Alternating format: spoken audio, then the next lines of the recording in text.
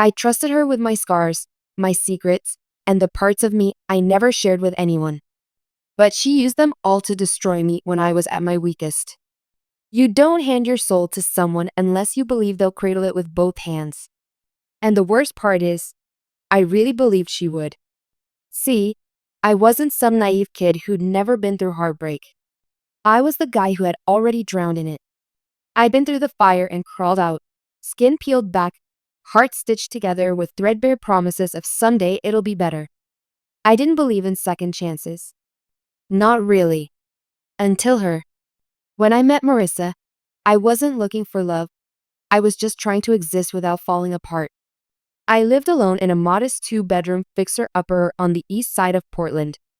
The kind of house that looked like it had stories to tell, and not all of them happy. I'd bought it after getting clean. Not from drugs or alcohol, no, my poison was people. Trauma disguised as connection. I'd spent years in relationships that mimicked safety, only to realize I was repeating the same script. Save them, fix them, bleed for them, then watch them walk away when they were whole again and I was hollow.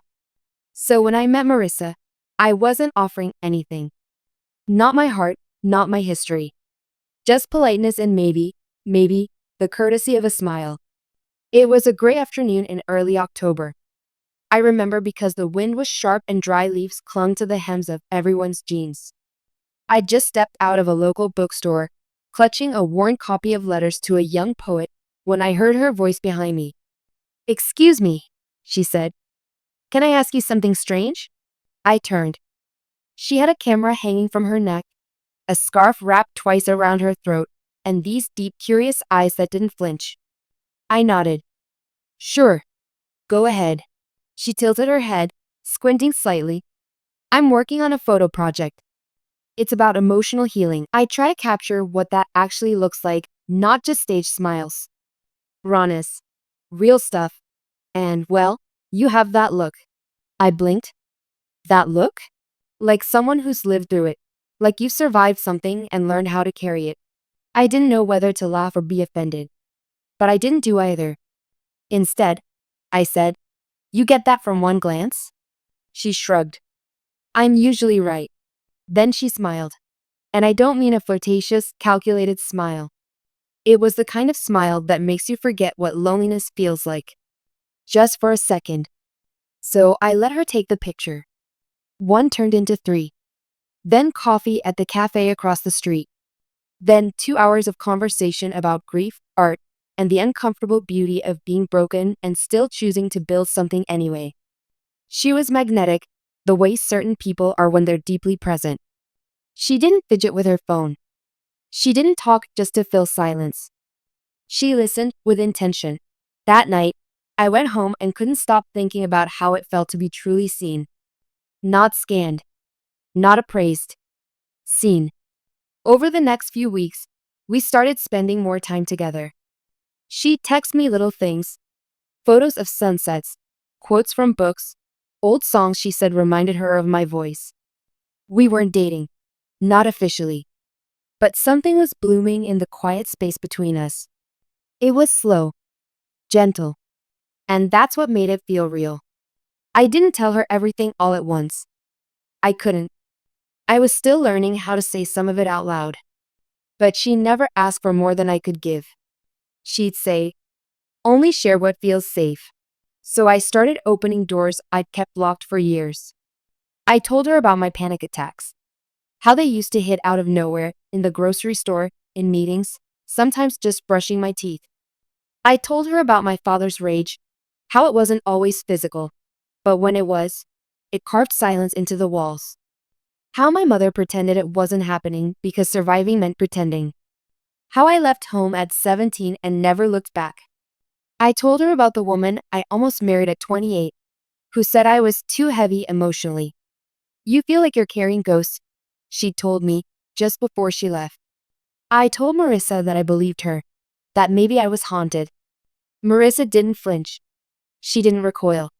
She touched my hand and said, "Ghosts don't scare me." After that, I started sharing everything. The time I spent in therapy. The years I journaled every night just to avoid screaming into the void. The songs I wrote in the middle of the night because sleep was dangerous when your thoughts turn traitor. I even played one of them for her, my voice shaky, my guitar dusty. She cried. Tears rolled down her face like I handed her a piece of something sacred. She told me no one had ever trusted her like that before. She said I was the bravest person she'd ever met. That night, she asked to stay over. We didn't sleep together, not that night. We just held each other, fully clothed. Her hand on my chest, my heart thudding like it remembered what connection felt like. I thought, maybe this is it. Maybe this is how healing happens, not in one big explosion, but in quiet moments where someone looks at you and doesn't flinch. By the third month, we were inseparable. She kept saying things like, "You feel like home," or "I wish I'd met you 10 years ago." She introduced me to her friends. She posted about me, said I was her muse, her anchor. I felt seen in a way that scared me. Because the deeper someone sees you, the more damage they can do. But I didn't want to live half hidden anymore. So I let her in. All the way in. I gave her access to the most fragile parts of me. The things no one else knew, my therapy journal, the letter I wrote to myself during my worst depression, the voice memos I'd recorded after panic attacks to try and find patterns. I even gave her the password to my cloud archive where I stored all my lyrics, photos, notes, the raw materials of my soul.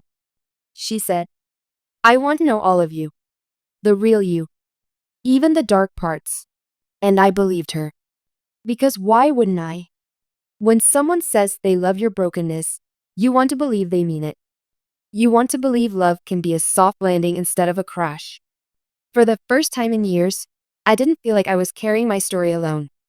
But here's the thing no one tells you about trauma. It makes you an excellent storyteller and an even better liar, especially to yourself. So when the signs started to appear, I ignored them. The way her phone would buzz at night and she'd flip it face down. The way she started asking odd, specific questions. Did you ever tell anyone else about that breakdown in 2016? Or, what would you do if someone made those private journal entries public? I thought she was just being curious. Protective, even. But in hindsight, it wasn't curiosity, it was reconnaissance. She was mapping my softest places.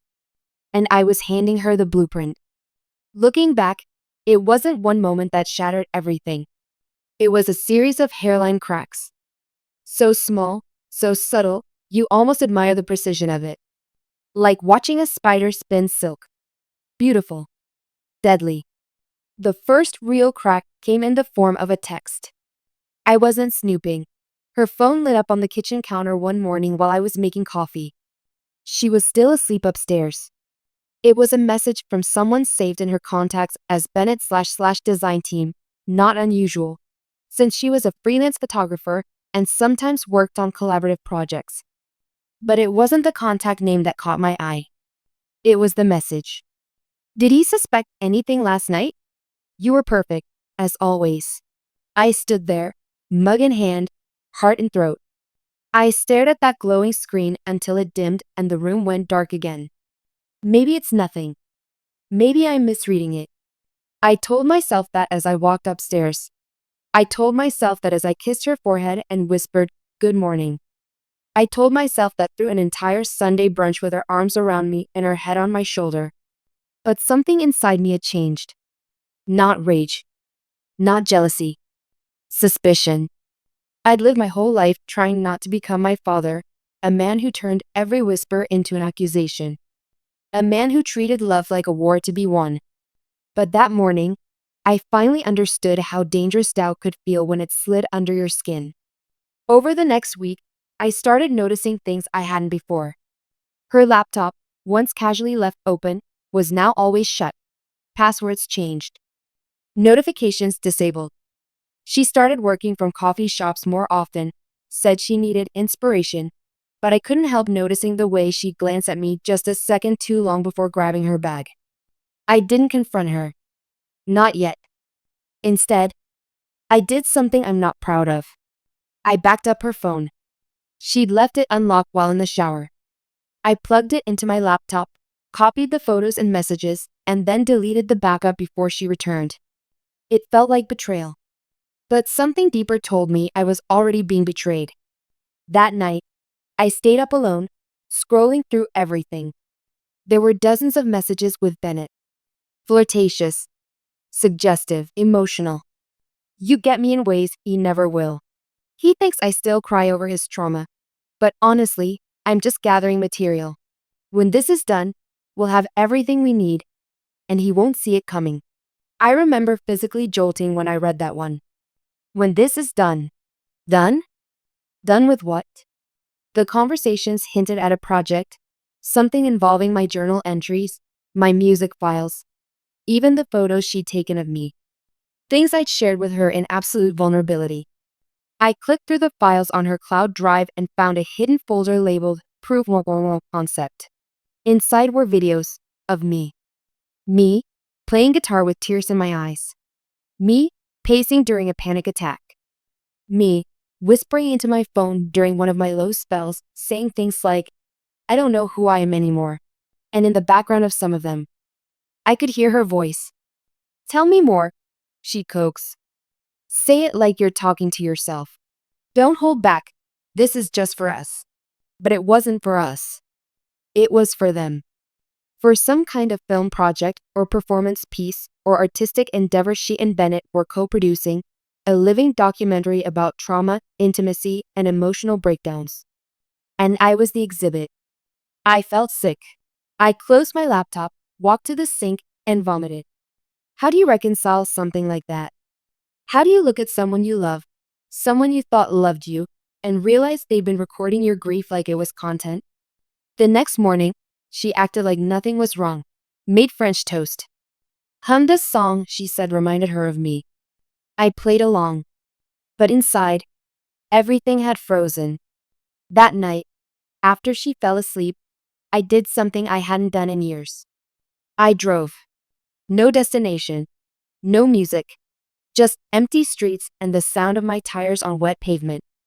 I ended up at the coast around 3 a.m., parked near a cliff, and watched the waves crash like they were angry for me. I didn't cry. Not yet. I just sat there, numb, thinking. I gave her everything. I trusted her with the deepest parts of me. And she's repackaging it as art. The betrayal wasn't just emotional. It was spiritual. She hadn't just broken my heart. She had exploited my healing. And it wasn't over. 2 days later, I found the pitch deck. It was in a shared Google Drive folder she'd forgotten to unlink from her iPad. Title: Inside the Collapse, One Man's Descent. Beneath it, a tagline. A raw, unfiltered look at mental health and masculine vulnerability, captured in real time from inside the storm. The description made me want to throw the tablet through the window. A year-long embedded performance capturing the emotional unraveling of a recovering trauma survivor. Permission granted through intimate access, but not informed consent. There it was. Informed consent, not granted. She knew what she was doing was unethical. Illegal, maybe. But she didn't care. Because to her, this wasn't love. It was a performance. A role she played. And I was just the camera's subject. I stared at the deck for hours. Read it twice. 3 times. I found her timeline, when she planned to release teasers, how she and Bennett would frame it as a new genre of experiential media. There were grant applications, distribution notes, festival submissions. They'd already lined up interest from a few indie film networks. People were excited. She was going to become famous. By destroying me. By selling my scars like they were plot devices. That night, I sat in the dark of our bedroom while she slept 2 feet away from me. And something inside me broke. Not in the way it had broken before. No, this time, it broke cleanly. No tears. No begging. No rage. Just resolve. If she thought she could use my pain to build her future, she was about to learn what pain actually felt like. Because I wasn't going to let her write the final chapter. I was. The morning after I read that pitch deck, something in me switched off. Or maybe it finally switched on. I didn't scream. I didn't confront her. I didn't rage through the house demanding answers. I smiled. I made her coffee, just the way she liked it. I kissed her forehead as I passed her the mug. I told her she smelled like vanilla and sleep. She beamed at me like I was the sun. And all the while, I was memorizing the shape of her betrayal. Because here's what she didn't know. She may have thought she was directing this little film, but I just picked up the camera myself. The real story hadn't started yet, but it would. I needed time. Time to plan. Time to document. Time to make her feel safe enough to finish her little performance. Because I wanted her to think it was all still going her way. I wanted her to feel like she'd won. So I played my part. I played it so well. Even I started to believe it some nights. I laughed with her. I kissed her. I made love to her, and afterward, she'd lie in my arms, whispering how much she loved me. And in those moments, I'd stare at the ceiling and wonder, do you even know what love means? Or is this just another scene you're rehearsing? During the day, while she was out working, I began assembling my counter-narrative. I started journaling everything, dates, times, behaviors, conversations. I backed up every file she had on me and stored it in a secure cloud account. I duplicated the pitch deck, the video files, the emails between her and Bennett. I even set up a separate email thread with a lawyer friend of mine, laying out what I suspected, not for legal advice, but for documentation. Digital breadcrumbs. Every move she made, I logged. Every phone call she took behind a closed door. Every late night editing session with Bennett. All of it, I tracked. You see, when someone tries to turn your life into content, they assume you'll stay the character. That you won't step behind the lens. That you'll never flip the script. But I wasn't their subject anymore. I was the storyteller now. And I wasn't interested in revenge that was loud or violent or dramatic. I wanted something else. I wanted clarity. So, I started talking to people. Quietly. An old friend of mine who worked at an indie distribution company. A cousin who specialized in copyright and intellectual property law. A therapist I trusted, who helped me understand that what was happening wasn't just emotional betrayal, it was manipulation, coercion, exploitation. With their guidance, I did something I'd never done before. I recorded her. Not secretly, but emotionally. I'd ask her questions when we were alone. What made you want to film my recovery journey? And she'd answer, eyes glowing, like it was all for art, for healing, for awareness. She'd say things like, I just think people need to see what real love looks like, messy and raw and true. And I'd nod and ask, and they'll see all of it? Even the parts where I broke down? And she'd laugh, like it was romantic. Of course. That's the whole point. Vulnerability is the art. And I'd press record on my phone while she said it. Because I wanted her to confirm, in her own words, what she was doing. This wasn't just a woman being careless with emotions. This was someone building a brand on my breakdown. And the worst part? She thought it was noble. She told her friends I was brave for letting her share so much. She called it a collaboration. Told me she'd thank me in the credits, maybe even dedicate it to me. To the man who taught me what pain looks like up close. She actually said that once. And I smiled and said, that's beautiful. But inside, something was calcifying. By the time winter came, I had everything I needed. Evidence. Legal documentation. Emotional distance. A plan. And one morning, while she was still asleep, I booked a room at a small cabin 3 hours out of town. I packed a duffel bag with clothes, my journals, my files, and a burner phone. I left a single note on the kitchen table. It said, this time, I'm the one writing the ending. I didn't leave my address. I didn't leave my number. I didn't even take her picture with me. I just drove. Drove through fog and frost and grief until I reached a place quiet enough to hear myself think again. I spent a week there in silence. Reading, sleeping, rebuilding. And then I made the first call to a media rights attorney. And I said 7 words that changed everything. I think I've been turned into property. That phone call opened the floodgates.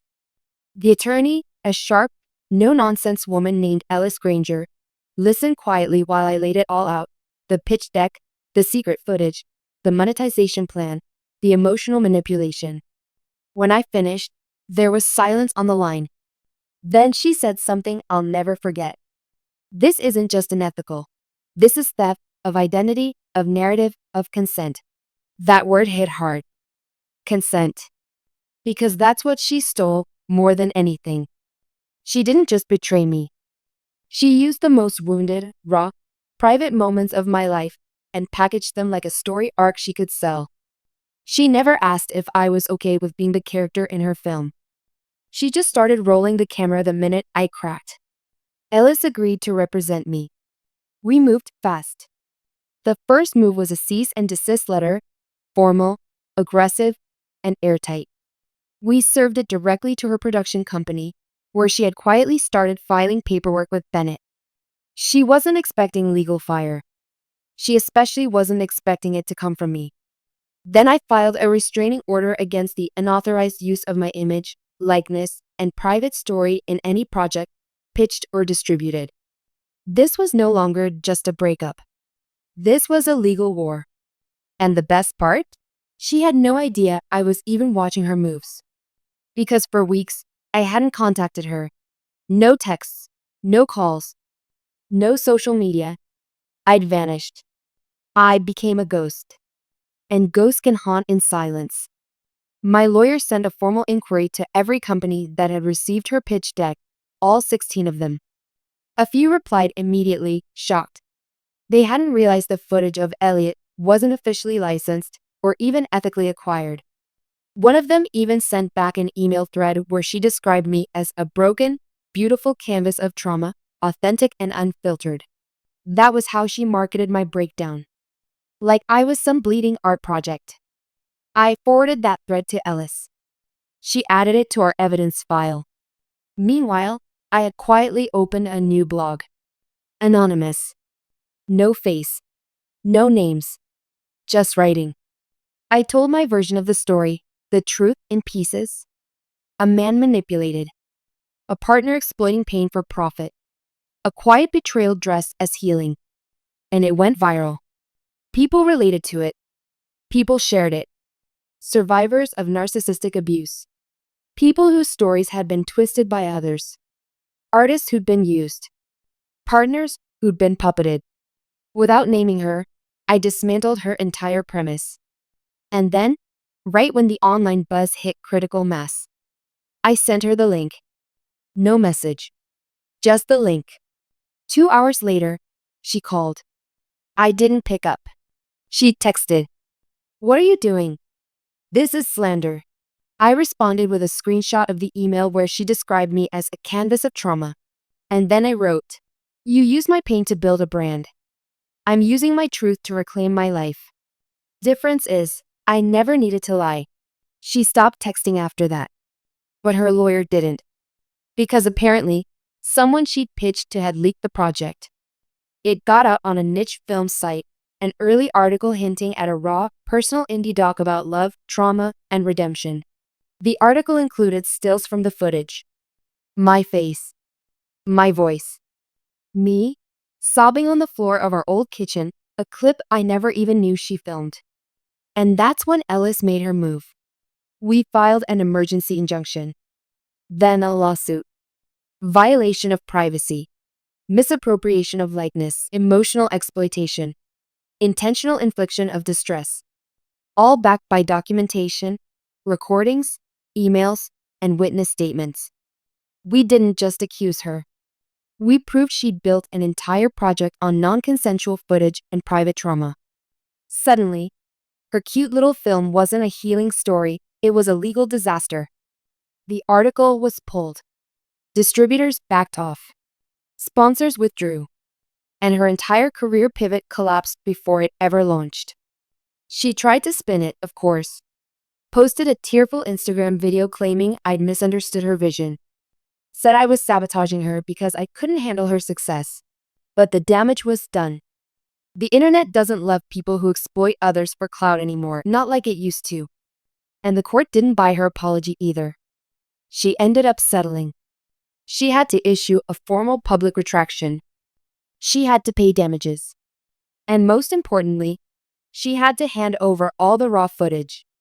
Every second she ever filmed of me. I got it back. I watched a few clips just to know what was out there.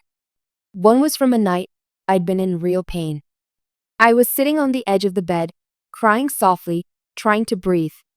And you can hear her in the background, whispering to herself, God, this is so real. People are gonna feel this. That was the moment I knew I'd done the right thing. Because love doesn't sound like that. Love doesn't see you breaking and grab a camera. Love doesn't call your trauma content. I deleted the rest of the footage that night. I didn't keep any of it. Because her film wasn't the story of us. It was the story of her, and how far she'd go to feel important. And now, that story was over. You'd think that would be the end of it, right? Case closed. Story wrapped. Justice served. But life has this strange way of looping back. Not in revenge, I'd had enough of that, but in quiet echoes that remind you just how far you've come. A few months after the settlement, I was invited to speak at a small panel in Boston, a symposium for digital ethics and media accountability. Someone had read my anonymous blog and tracked it back to me. I almost said no. I wasn't a speaker. I wasn't a hero. I was just a man who got burned and fought to reclaim the ashes. But something told me I needed to go. Maybe to say it out loud. Maybe just to prove to myself that I could. The room wasn't big, maybe 60 people. Filmmakers, therapists, survivors. People who knew what it felt like to be edited by someone else's narrative. I stood on that stage, palms sweaty, heart pounding. And I told the truth. I told them how I once trusted someone with every scar I'd spent years hiding. How I let her into the deepest corners of who I was, the parts I was still learning to accept. And how, when I was at my most vulnerable, she turned those pieces into props. I talked about boundaries, consent, the cost of betrayal when it's wrapped in healing words. And at the end, people clapped, not like a standing ovation, but something better. They clapped like they understood. Afterward, a young woman came up to me. She looked about 25, nervous, eyes soft. She told me she'd once been the girl behind the camera, that she'd filmed her ex during an anxiety attack for a short film without realizing how wrong it was until she saw the same pattern in my story. Thank you, she said. You helped me see myself. And fix it. That stayed with me. Because in that moment, I realized something. This story, the one I thought was about betrayal, wasn't just mine. It belonged to every person who'd been twisted into a character in someone else's narrative. Every soul who'd been used, edited, cropped, and packaged as content. And by telling it, I wasn't just healing myself. I was handing the mic back to people like me. As for her, last I heard, she'd moved to Austin. Tried to rebrand, new Instagram, new aesthetic, new name. Visual empath. Lots of poetic captions and lens flares. But the buzz never came back. The distributors remembered. The sponsors remembered. More importantly, I remembered. Not out of anger. Not even out of pain. Just as a quiet vow. Never again. Never again would I let someone narrate my life over me. Never again would I stay silent while being erased. And never again would I confuse someone's fascination with my pain for love. These days, I don't write under a pen name anymore. I sign my words. I speak at panels. I run a support group online for survivors of emotional exploitation. And sometimes, just sometimes, I still sit in silence and remember how it all started. How I trusted someone with the most sacred parts of me. And how she weaponized them when I was too broken to fight back. But I fought back. And I won. Not with fire. Not with rage. But with truth. Because that's the one thing they can't edit. The raw, unfiltered truth.